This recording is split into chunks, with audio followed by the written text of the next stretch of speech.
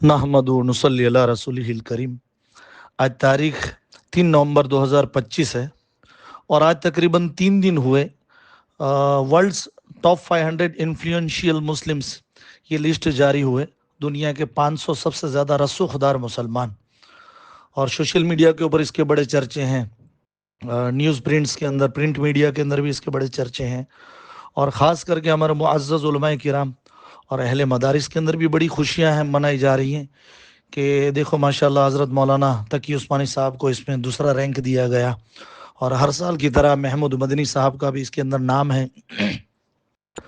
तो हम देखो हमारा कायद कितना शानदार है, इसकी मकबूलियत कितनी है और इसका कितने चर्चे हैं इनकी खिदमत के, इस तरह की बहुत सारी, बल्कि इस दलील के तौर पे इनके अहले हक होने के और ये बहुत बड़े आदमी होने की दलील के तौर पे इस रैंकिंग को पेश किया जाता है। तो सबसे पहले हमें ये समझना चाहिए कि अवार्ड देने वाला कौन है और अवार्ड क्यों देता है। अवार्ड देने वाला कौन है और क्यों देता है, और आज तक जितने जो ये टाइटल्स हैं, अवार्ड्स हैं, नाइटहुड्स हैं, ये देने वाले क्यों देते रहे और किस तरह के लोगों को दिए जाते हैं। तो सबसे पहला रूल लिख लीजिए, थंब रूल समझ लीजिए, थंब रूल जिसको कहते हैं, बुनियादी उसूल, कि कोई भी लक़ब देने वाले, कोई भी अवार्ड देने वाली हुकूमत, कोई भी इनाम देने वाली हुकूमत अपनी मुखालिफ, अपने से बगावत करने वाले और अपने ख्यालात से इत्तेफाक न रखने वाले को हरगिज़ नहीं देती है। कोई भी तंजीम, कोई भी तहरीक उनके ख्यालात के हिसाब का आदमी न हो तो उसको हरगिज़ अवार्ड नहीं देती है।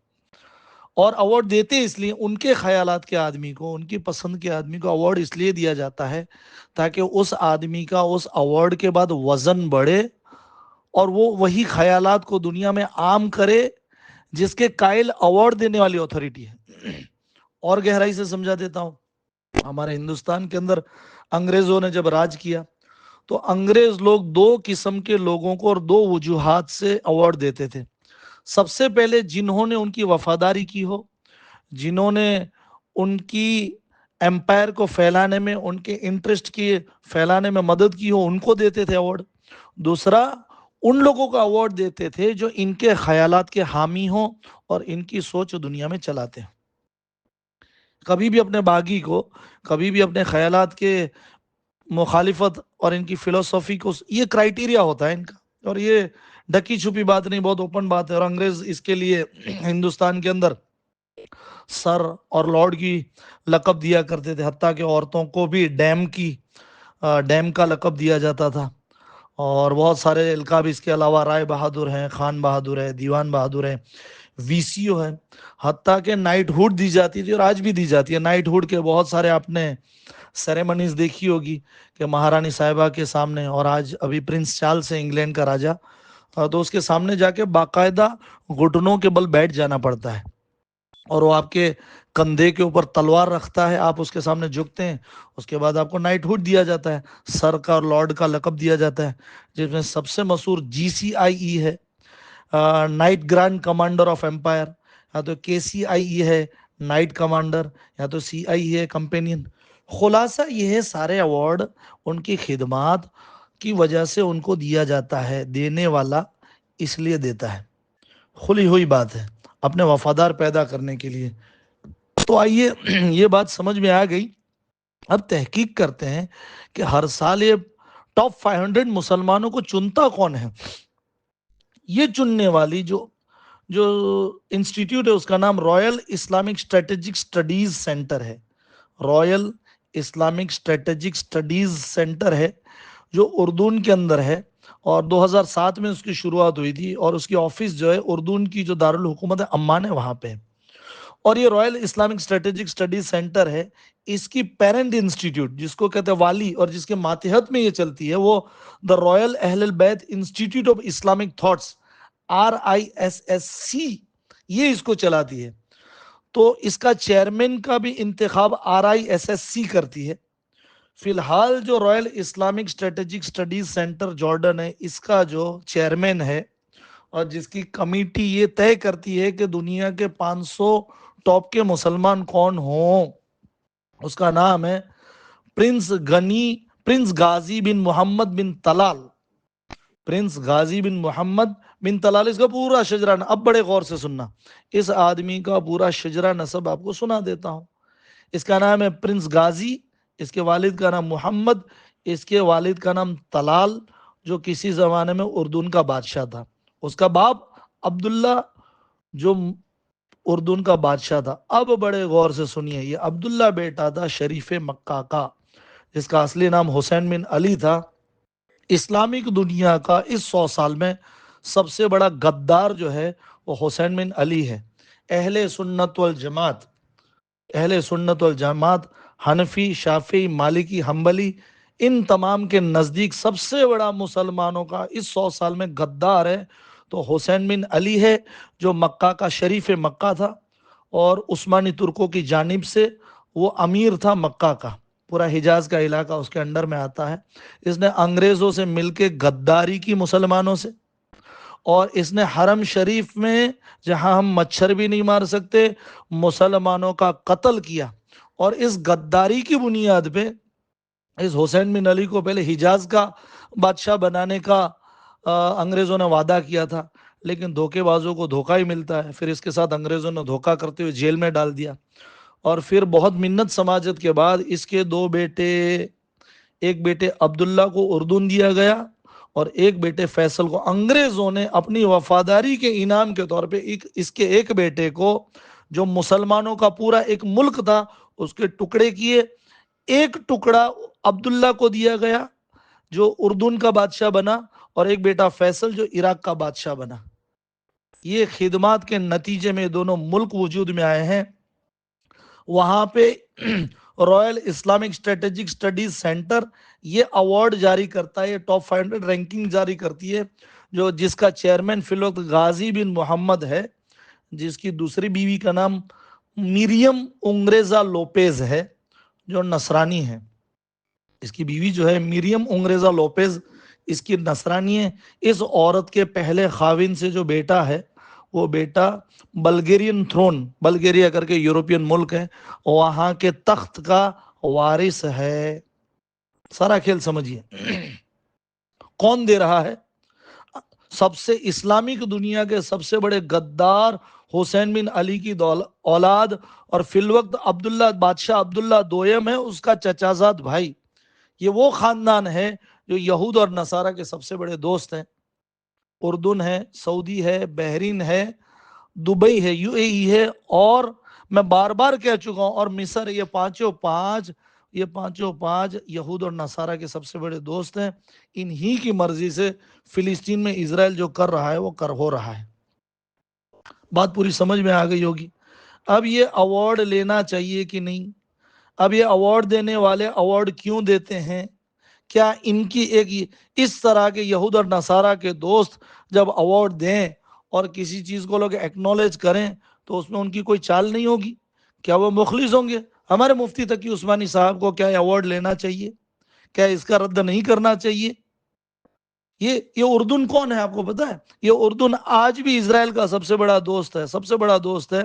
ایران نے جب اسرائیل کے اوپر میسائلوں سے حملہ کیا، یمن نے کیا، یا عراق سے کیا گیا، اور آج کی تاریخ میں بھی ہوتا ہے، اسرائیل کے اوپر کوئی بھی میسائل جائے، کوئی بھی ڈرون جائے، کوئی بھی حملہ ہو، اس کو سب سے پہلے اردن روک دیتا ہے۔ اس فلسطین والی لڑائی میں سب سے زیادہ کمائی جو ہے وہ اردن نے کی ہے۔ سب سے زیادہ کمائی اس لڑائی کے اندر اردن کی ہوئی ہے۔ جتنی انٹرنیشنل ایڈ یا ایڈ کو ایئر ڈراپ کیا گیا، پر کلو گرام ڈالر چارج کیے ہیں، یہ کوئی ڈنکی چھپی بات نہیں ہے۔ جس طرح پاکستان نے امریکہ کی مدد کی تھی افغانستان پہ حملے ہونے میں، افغانستان کے اوپر رشیا ہے، اس طرف ایران ہے، اور اس طرف پاکستان ہے۔ ایران پکا دشمن ہے امریکہ کا، وہ اس کے ایک فوجی کو اترنے نہیں دے گا۔ اوپر رشیا کبھی ایک فوجی کو اترنے نہیں دے گا۔ افغانستان جانا ہو تو پاکستان ہو کے ہی جانا پڑے۔ پاکستان نے 20 سالہ افغانستان کے اوپر حملے میں خربوں ڈالر کمائے امریکہ سے۔ ٹھیک اسی طرح اردن نے بھی کروڑوں ڈالر جو غزہ والوں کو مدد جاتی تھی، اس مدد کو پہنچنے دینے کے اندر کمائے ہیں۔ ایسا ملک، اور آپ کو تعجب ہوگا پچھلے سال اسی رینکنگ کے اندر سب سے افضل، سب سے بیسٹ مسلمان کون تھا؟ فحاشی، بے شرمی، بے دینی کی مثال دنیا کے اندر جو ہے، اردن کی رانی پرنسس رانیہ، اس لسٹ کے اندر اس کو فرسٹ دیا جائے، اور پچھلے سال ترکی تقریباً تقی عثمانی صاحب کو 17واں نمبر دیا جائے، محمود مدنی صاحب کو 36واں نمبر دیا جائے، اس پہ ہمارے علماء کرام خوشیاں مناوے۔ اس سال بھی سب سے افضل تو علماء کرام ہوتے ہیں، سب سے حق جماعت دنیا میں کسی بھی زمانے میں کوئی ہو سکتی تو علماء کرام کی جماعت ہی ہو سکتی۔ ان علماء کرام کی لسٹ کے اندر داڑھی منڈا شیخ تمیم کا میں بھی بہت بڑا قائل ہوں اس کی خدمات کا، لیکن شیخ تمیم عالم سے افضل نہیں ہو سکتا۔ شیخ تمیم صاحب جو بنا داڑھی کے ان کو فرسٹ نمبر دیا گیا، کیا ہمارے علماء کرام کو یہود نصارہ کے دوست اردن کی رینکنگ لینی چاہیے؟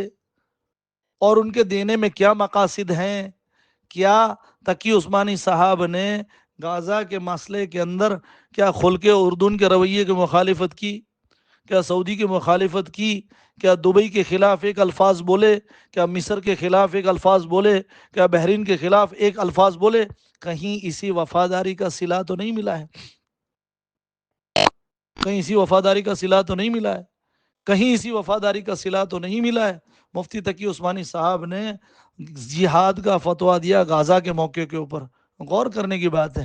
پوری دنیا ابل پڑی، فلسطین کے اندر ہونے مسلمانوں کے اوپر جو مظالم ہو رہے ہیں، ظلم ہو رہے ہیں، سعودی، دبئی، اردن، یو اے ای اور مصر کی مرضی سے ہو رہے ہیں، یہ کسی اظہر من الشمس بات ہے، ان پانچوں ملکوں کی مرضی سے ہو رہی ہے۔ پوری دنیا کے مسلمان ابل پڑے، ایسا ڈر لگا ہر مسلم ملک کی حکومتوں کو کہ بغاوت نہ ہو جاوے۔ ہر ملک نے دباؤ ڈالنا شروع کیا کہ اپنی فوجوں کو بھیجے۔ پاکستان کے اندر بھی آرمی کے اوپر خوب دباؤ بڑھ گیا کہ اب حکومت کیا کر رہی ہے، فوج بھیجے فوج بھیجے فوج بھیجے۔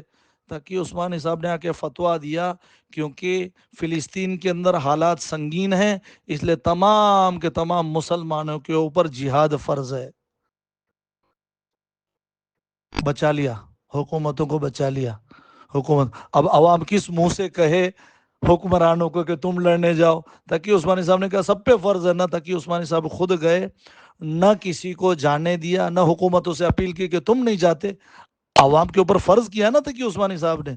تو حکومتوں سے ریکویسٹ کرنی چاہیے، اچھا بھائی تم لوگ نہیں بھیجتے افواج، کم سے کم عوام الناس کو پہنچنے دو۔ نہ خود گئے، نہ فوجوں کے اوپر دباؤ ڈالا کہ مسلمان ملکوں کی فوجیں جائیں لڑنے، اور نہ ہی حکومتوں سے ریکویسٹ کی کہ اچھا تم نہیں جاتے، عوام کو کم سے کم راستہ بنا دو، عوام جائے۔ تو ایسے سب سے پہلے ہمارے علماء کرام کو ایسے ایوارڈ لینے ہی نہیں چاہیے۔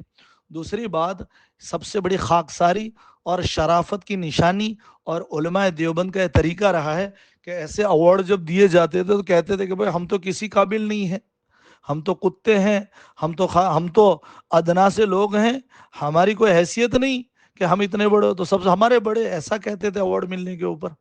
کوئی آدمی مولانا علی میاں ندوی صاحب کی مثال نہ دے، حضرت مولانا علی میاں ندوی صاحب کو صاحب فیصل ایوارڈ ملا، آپ کو تعجب ہوگا ان کے اخلاص سے تمہارا کیا مقابلہ۔ حضرت کو پیسے ملے، تمام کے تمام بانٹ دیے، تھوڑے پیسے بچ گئے۔ حضرت کی کوئی اولاد نہیں تھی، اور اولاد نہیں تھی، بھتیجا تھا، کہ آپ کا بھتیجا ہے اس کے گھر میں پلاسٹر لگ جاوے، بیچارہ کچے مکان میں رہتا ہے، کم سے کم اس کو کلر کر کے پلاسٹر۔ حضرت نے اس پوتے کو بھی پیسے نہیں دیے، تو ان سے مقابلہ مت کرنا۔ یہ ایوارڈ لینے نہیں چاہیے، ملے تو ہمیں منع کہ ہم تو خاکساری کا اظہار کرنا چاہیے کہ ہم اس قابل نہیں ہیں، ہماری کوئی خدمات نہیں ہے۔ اور ایسے ایوارڈ کے اوپر مسلمانوں کو فخر نہیں کرنا چاہیے، دیکھنا چاہیے کون دے رہا ہے، کیوں دے رہا ہے۔ اللہ پوری کی پوری قوم کو سمجھنے کی توفیق عطا فرماوے۔ السلام علیکم ورحمۃ اللہ وبرکاتہ۔